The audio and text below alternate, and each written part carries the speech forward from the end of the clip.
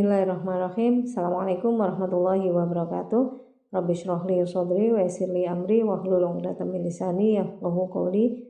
Rabbi zidni ilma warzuqni fahma. Alhamdulillahirabbil alamin. Kali ini kita masih bisa bertemu lagi di channel Mudah Belajar Hukum. Pada kesempatan kali ini saya ingin membicarakan mengenai hak dan kewajiban pelaku usaha. Di video yang sebelumnya kita telah membicarakan mengenai hak dan kewajiban dari konsumen. Nah, sekarang hak dan kewajiban dari pelaku usaha. Yang pertama adalah hak-hak pelaku usaha. Apa saja sih hak-hak pelaku usaha? Tapi sebelumnya kita bicarakan dulu pelaku usaha itu siapa. Pelaku usaha adalah orang perseorangan atau badan usaha. Orang perseorangan misalkan saya gitu. Saya mempunyai toko kelontong atau saya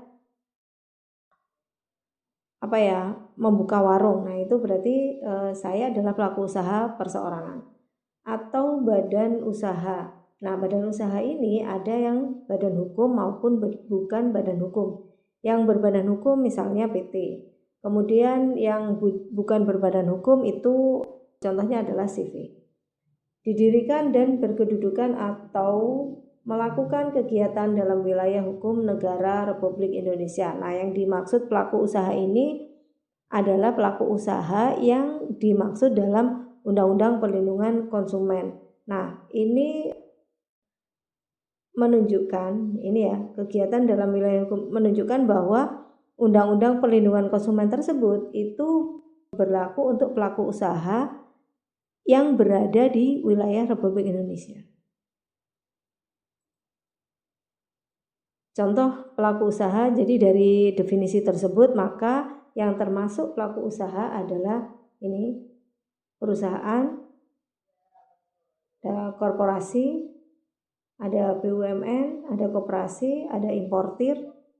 Importir misalkan kemarin yang mie samyang itu ya, yang mie samyang kemudian didatangkan di Indonesia itu dari Korea, itu berarti yang mendatangkan atau importirnya termasuk pelaku usaha. Kemudian ada pedagang, misalkan saya menjadi agen atau menjadi distributor, itu saya termasuk di sini. Saya termasuk pedagang juga. Oh ya, ini ada sendiri ya, distributor. Misalkan saya sebagai agen, itu berarti saya pedagang. Kemudian yang dimaksud dengan barang. Yang dimaksud dengan barang itu adalah benda yang berwujud. Nah, yang berwujud itu yang bisa dilihat dengan mata, ini berwujud. Ini yang saya contohkan adalah tas, baju begitu. Kemudian tidak berwujud itu misalkan pulsa, kemudian listrik. Nah, itu juga dianggap sebagai barang karena dia mempunyai nilai ekonomis. Kemudian dia bergerak itu contohnya mobil, sepeda motor itu bergerak. Tidak bergerak itu tanah, kemudian rumah. Dapat dihabiskan nih misalkan produk makanan gitu. Produk makanan misalkan bakso, terus kemudian susu misalkan. Kemudian barang-barang yang habis dipakai juga itu deterjen untuk cuci piring dan cuci baju begitu. Kemudian tidak dapat dihabiskan, dapat diperdagangkan, dipakai, dipergunakan atau dimanfaatkan oleh konsumen. Nah, ini juga harus dikasih garis bawah bahwa barang tersebut bisa diperdagangkan. Jadi misalkan ada benda tidak berwujud tetapi tidak bisa diperdagangkan. Nah, ini tidak bisa dimasukkan makna barang di sini. Contoh adalah tuyul misalkan ya. Itu kan beberapa waktu lalu ada viral membuat skripsi mengenai jual beli tuyul. Nah, itu objeknya tidak berwujud gitu. Tapi apakah itu bisa diperdagangkan itu tuyul ya? Ternyata ada fenomena seperti itu yang kita tidak sadari ya. Itu kemudian dipakai, dipergunakan atau dimanfaatkan oleh konsumen. Nah, sekarang konsumen itu apa? Nah, di sini. Konsumen adalah pemakai barang dan atau jasa yang tersedia dalam masyarakat. Jadi banyak sekali ya masyarakat melakukan usaha menjual barang atau menjual jasa begitu ya. Baik bagi kepentingan diri sendiri. Kepentingan diri sendiri itu misalkan saya membeli deterjen untuk diri saya sendiri. Itu. Kemudian untuk keluarga, misalkan saya membelikan adik saya atau saya membelikan ibu saya begitu. Kemudian untuk orang lain, misalkan saya membelikan untuk teman saya. Ini jadi meskipun barang tersebut saya berikan kepada orang lain atau teman saya, itu berarti saya juga masih termasuk ini kategori konsumen. Maupun makhluk hidup lain. Nah, misalkan saya membeli makanan kucing. Saya membeli makanan untuk kucing. Nah, itu berarti ini masuk ke sini. Berarti saya juga konsumen dan tidak untuk diperdagangkan. Karena apa? Karena digunakan sendiri ini untuk kepentingan diri sendiri. Kalau saya beli untuk saya perdagangkan, berarti saya tidak masuk dalam kategori konsumen di sini. Ya, makanya dikatakan di penjelasan bahwa konsumen yang dimaksud di sini adalah konsumen akhir, yaitu konsumen pemakai. Konsumen yang memakai untuk kepentingannya sendiri, ya, tetapi tidak untuk diperdagangkan, tidak untuk dijual kembali. Nah, hak-hak pelaku usaha itu apa sih? Ini yang pertama, hak untuk menerima pembayaran yang sesuai dengan kesepakatan mengenai kondisi dan nilai tukar barang dan atau jasa yang diperdagangkan. Nah, ini tentunya pengusaha itu juga sudah menghitung berapa biaya yang diperlukan dalam produksi tersebut atau biaya yang diperlukan dalam impor barang misalkan dan disesuaikan dengan harga jualnya. Nah, ketika sudah ditentukan harga jualnya, sudah sepakat dengan konsumen, maka dia mendapatkan hak. Jadi pelaku usaha ini kemudian mendapatkan hak untuk mendapatkan pembayaran. Misalkan saya ini saya membeli handphone Vivo misalkan ini ya. Nah, ini harganya ketika saya beli itu 2,8 juta. Nah, setelah memeriksa itu jadi kewajiban dari konsumen itu kan memeriksa barang ya. Jadi sudah diperiksa, pelaku usaha juga sudah memeriksa, jadi memeriksa bersama-sama gitu kondisi barangnya bagus, masih bersegel. Nah, itu kemudian pelaku usaha mendapatkan haknya untuk dibayar ya, untuk dibayar. Kemudian ini yang kedua, hak untuk mendapatkan perlindungan hukum dari tindakan konsumen yang beritikat tidak baik. Jadi ternyata memang ada ya konsumen yang beritikat tidak baik. Di video yang lalu saya contohkan misalkan konsumen memesan barang kemudian dia membayarnya dengan cek kosong atau BG kosong atau menggunakan uang palsu begitu. Ini ada cerita juga, ada konsumen yang nakal, dia memesan barang tetapi belum membayar, ketika barang akan dikirim dia cancel. Nah, ini. Jadi pelaku usaha juga bisa melaporkan konsumen, bukan hanya konsumen yang bisa melaporkan pelaku usaha. Karena hak untuk mendapatkan perlindungan itu adalah sama antara konsumen dan pelaku usaha.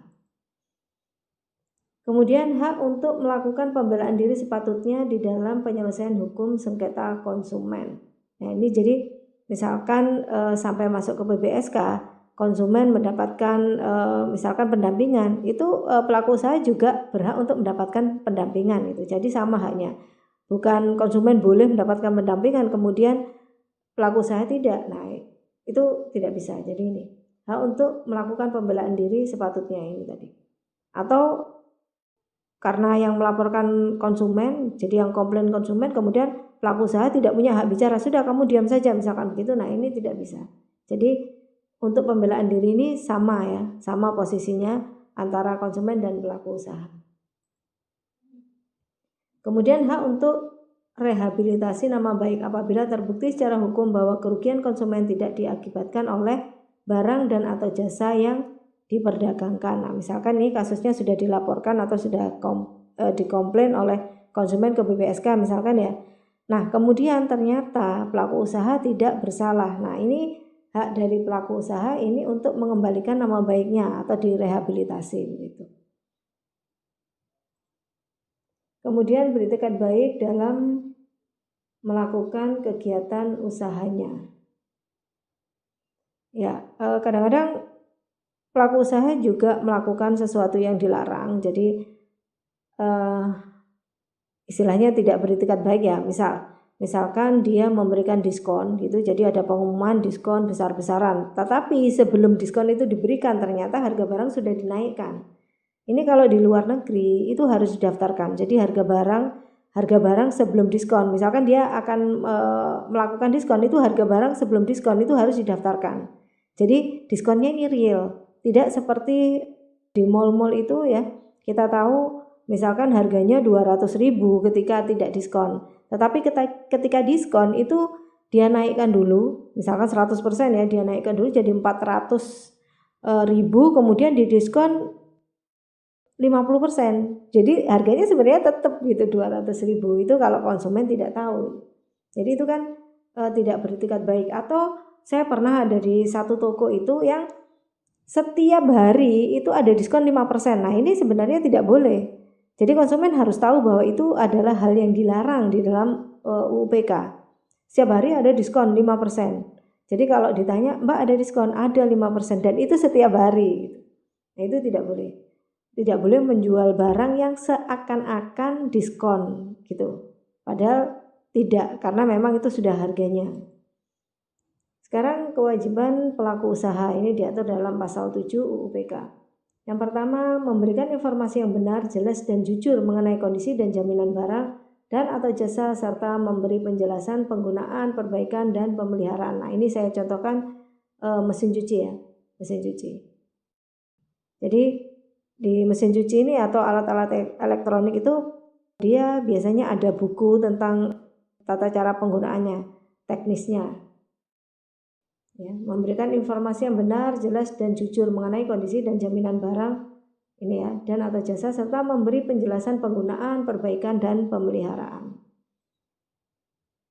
Kemudian memperlakukan atau melayani konsumen secara benar dan jujur serta tidak diskriminatif. Nah, saya kira kalau ini sudah jelas, jadi melayani konsumen dengan sama gitu, dengan adil, tidak diskriminatif.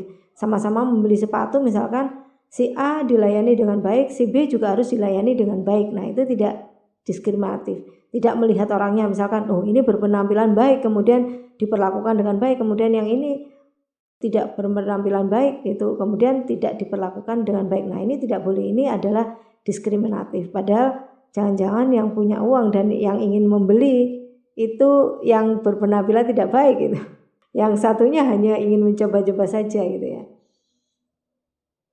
Menjamin mutu barang dan atau jasa yang diproduksi dan atau diperdagangkan berdasarkan ketentuan standar. Nah ini ada ketentuan standar mutu barang dan atau jasa yang berlaku. Jadi yang dijual oleh pelaku usaha itu harus memenuhi standar. Nah sekarang Indonesia itu ada SNI, Standar Nasional Indonesia, ini dibuat oleh Badan Standarisasi Nasional ya, standar Badan BSN, nah dibuat oleh BSN. Ini ada daftarnya barang-barang yang harus mempunyai SNI. Salah satunya adalah helm itu harus SNI, harus menutup sini ya, kepala, kemudian rahang itu tertutup. Nah itu yang SNI. Nah itu harus mendaftarkan. Nanti kapan-kapan kita bahas mengenai ini ya, tata cara mendapatkan SNI ini. Ada sertifikatnya, jadi Standar Nasional Indonesia. Biasanya ada tulisannya SNI gitu. Kalau misalkan helm yang kita beli itu sudah didaftarkan SNI. Nah, SNI ini untuk penyeimbang ya. Jadi ini seperti hubungan industrial dalam hukum ketenagakerjaan. Hukum ketenagakerjaan itu kan ada pelaku usaha, kemudian ada pekerja. Nah, ini seringkali pekerja ada di bawah dari pengusaha atau pelaku usaha, di bawah. Jadi ada hubungan subordinatif di situ. Nah, untuk melindungi pekerja ini, kemudian pemerintah harus masuk. Nah, ini yang dinamakan hubungan industrial. Dia seperti piramid begitu. Jadi ada pemerintah di sini, kemudian di sini ada pelaku usaha dan ada pekerja. Nah, di dalam hukum perlindungan konsumen juga demikian. Jadi pemerintah harus masuk. Di situ untuk penyeimbang antara pelaku usaha dan konsumen. Jadi sebenarnya untuk melindungi kedua-duanya. Nah, salah satunya adalah membuat SNI ini. SNI. Jadi membuat standar mutu barang ini. Kemudian memberi kesempatan kepada konsumen untuk menguji dan atau mencoba barang dan atau jasa tertentu serta memberi jaminan dan atau garansi atas barang yang dibuat dan atau diperdagangkan. Nah, ini kesempatan kepada konsumen untuk menguji dan mencoba barang. Misalkan ini ya, di toko sepatu itu mencoba barang itu.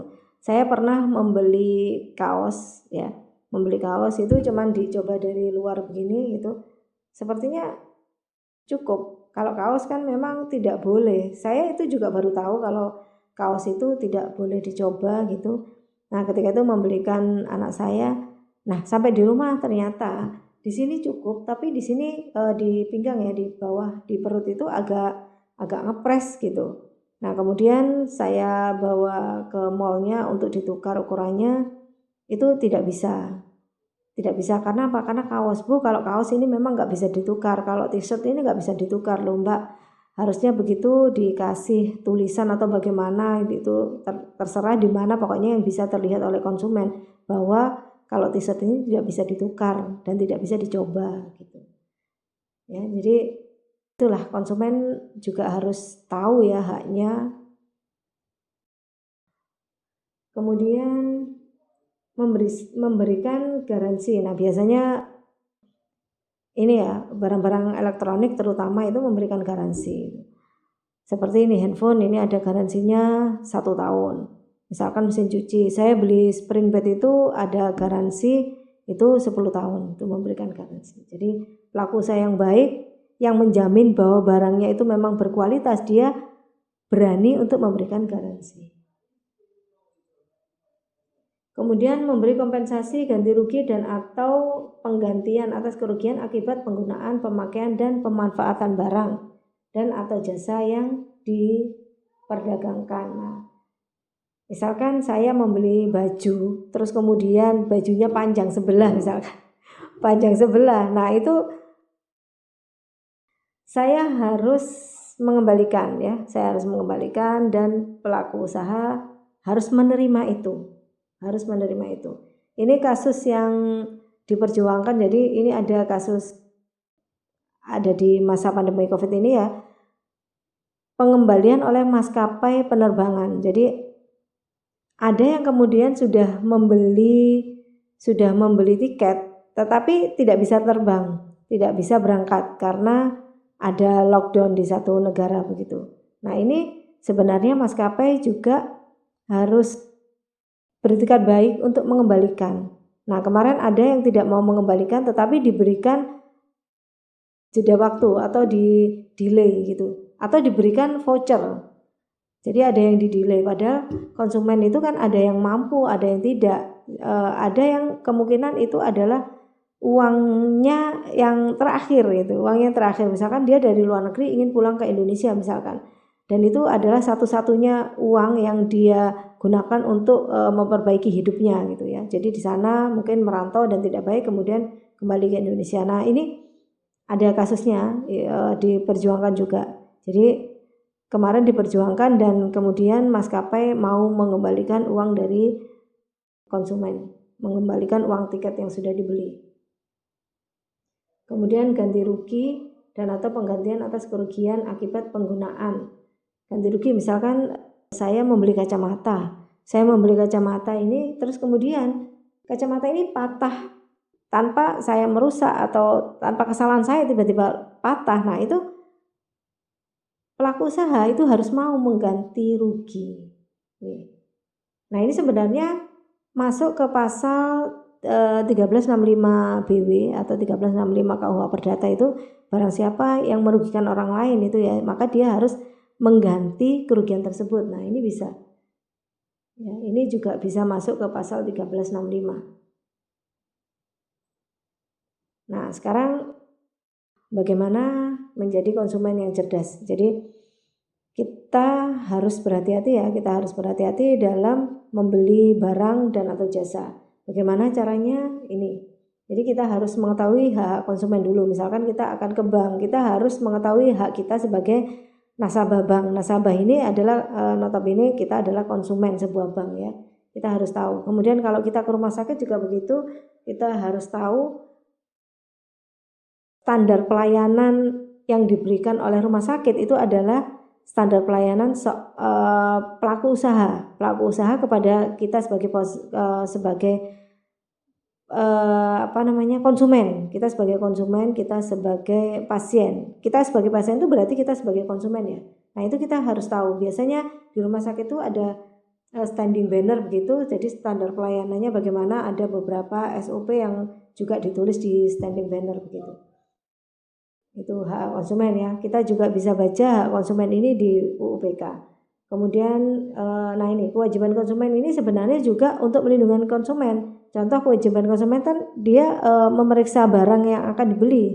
Misalkan kita beli baju gitu, nah kita periksa apakah kancingnya ada semuanya, apakah tidak ada cacat, apakah tidak ada sobek. Nah itu kadang-kadang kita sudah beli barang, misalkan kita belinya jauh ya, atau kita belinya di luar negeri. Nah kalau misalkan tidak kita periksa kemudian sampai di negara kita, kemudian ada sesuatu kan susah, kita akan komplain, kita akan mengembalikan kan susah.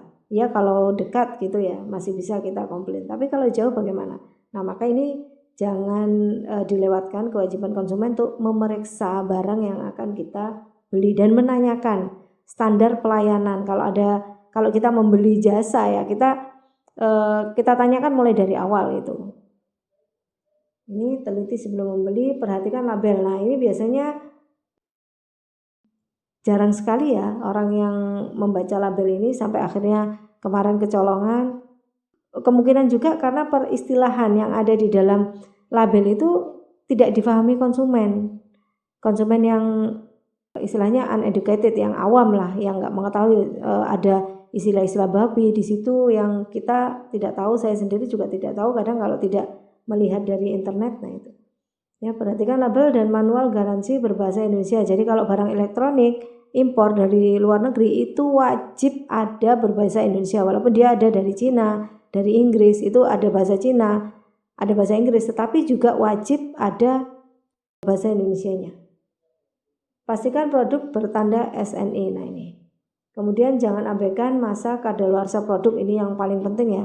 Kemarin saya beli barang juga di pasar, beli mentega gitu, sampai rumah loh kok begini gitu. Ternyata saya lihat, walah ternyata sudah daluarsa gitu. Mendekati daluarsa sih sebenarnya, mendekati. Tapi ketika saya ke sana penjualnya, boleh kok ditukar ini Mbak, biasanya itu ini Bu, biasanya itu ada yang ngambil kemudian ada yang ngirim. Nah ini lama dia nggak ngecek, dia nggak ngambil dan nggak ngirim gitu. Dan penjualnya sendiri tidak memeriksa, tapi dia mau dikembalikan barangnya. Kemudian kita harus tahu juga ketika hak kita dilanggar itu kemana sih kita harus mengadu ya. Jadi ada BPSK itu yang paling mudah kita jangkau ya, BPSK, karena BPSK ini ada di beberapa kota.